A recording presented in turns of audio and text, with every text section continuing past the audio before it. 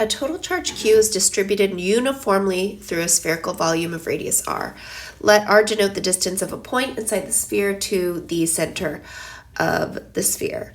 So in this scenario, we've got an insulator, which means that we have to consider the charge distribution being equal. So we're going to work with that later.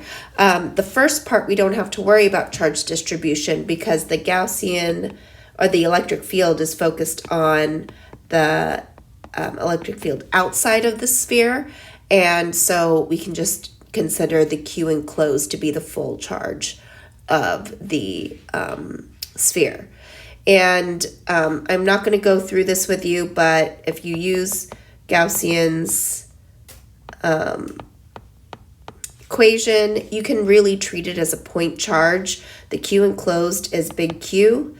And then if you use the equation for an electric field, it's really KQ over R squared. Okay, now let's focus on inside of the sphere. This one is a little bit harder, so I'm going to actually do, let me erase this. I'm going to do a part 1 up here because I'm going to need a little more room. Rho is the charge distribution. We know that it's going to be distributed evenly. Q over the volume of that charge distribution, which is the full volume of the sphere, is big R cubed, and that's equal to the enclosed charge over the enclosed volume, which is little r cubed.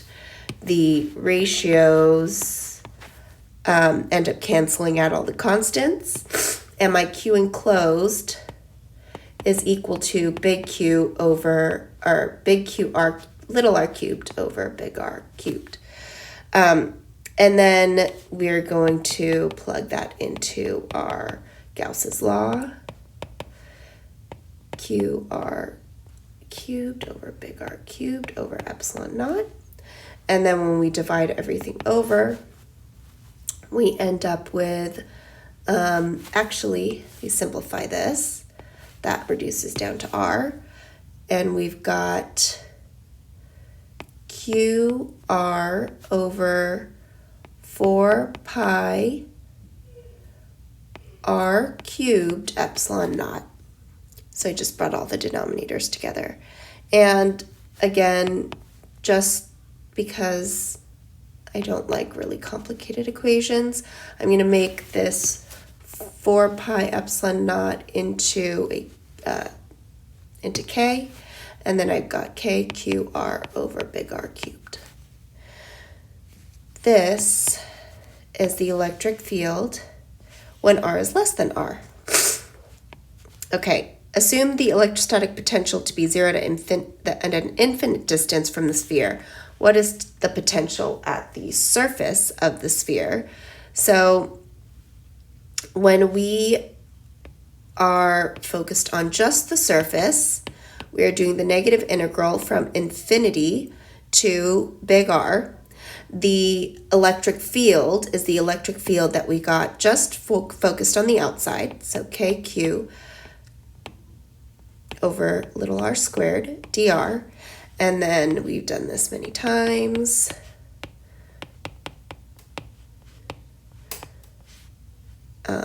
We end up with negative K, or sorry, the two negatives turn to positive. Positive KQ over R because 1 over infinity ends up becoming 0.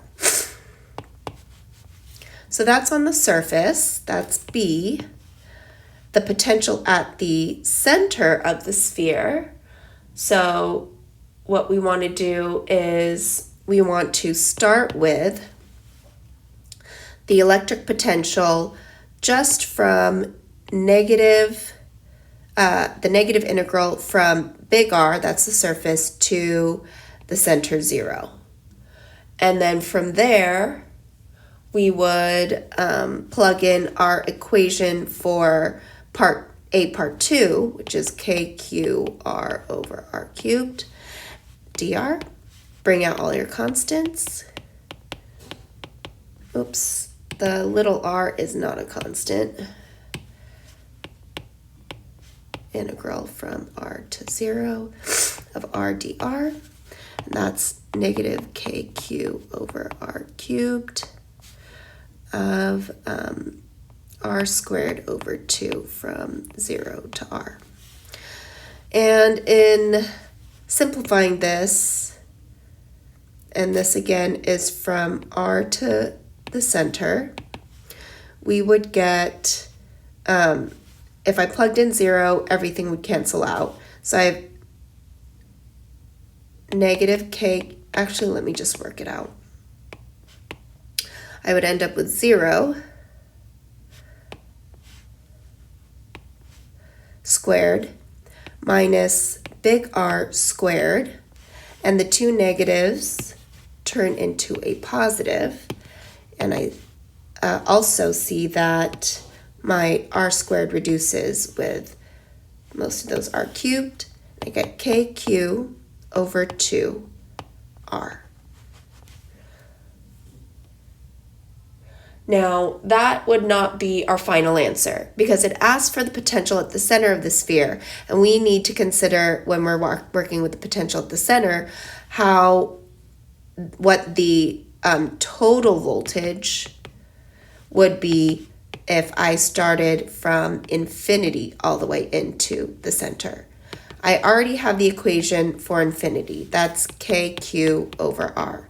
I just need to add the r to 0 equation to it, get common denominators, and I end up with 3kq over 2r.